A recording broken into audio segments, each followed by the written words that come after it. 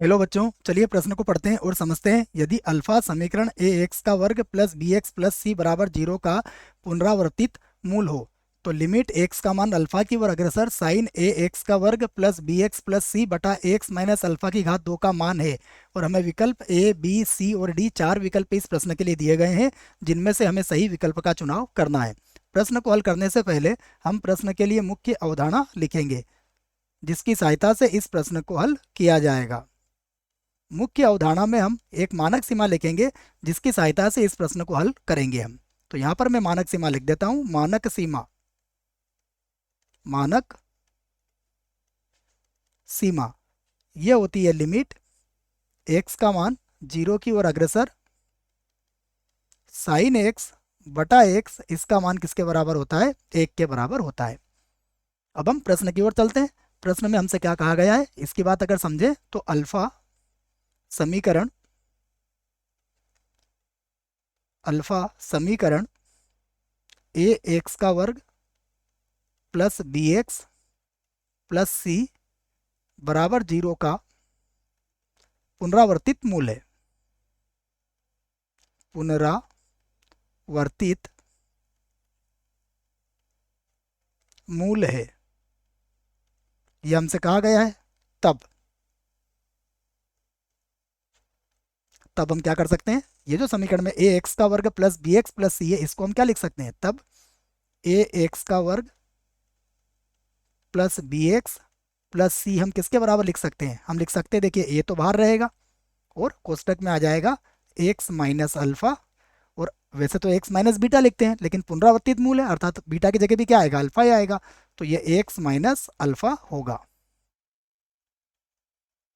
इतनी सी बात आपको समझना है। आइए अब प्रश्न में जो सीमा ज्ञात करनी है उसे भी लिख लेते हैं। हमें सीमा दी हुई है लिमिट,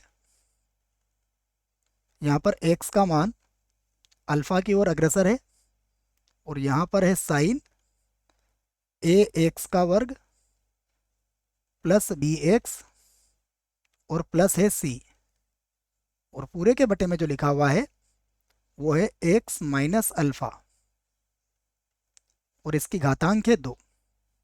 इसी को हम फिर से लिख लेते हैं। लिमिट एक्स का मान अल्फा की ओर अग्रसर, यहाँ पर हो जाएगा साइन, और अब कोष्टक लगा देता हूँ। इसके स्थान पर क्या लिख लूंगा मैं? ए एक्स माइनस अल्फा, और इसका क्या लगा दूंगा मैं? वर्ग लगा दूंगा। अल्फा को एक बार और लिख लेते हैं, इस अल्फा को, क्योंकि X minus alpha, X sine minus alpha 2 बार था, तो मैंने एक्स माइनस अल्फा का यहाँ वर्ग लिख दिया है।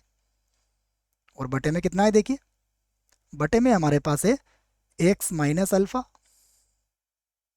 और इसका क्या है? वर्ग है।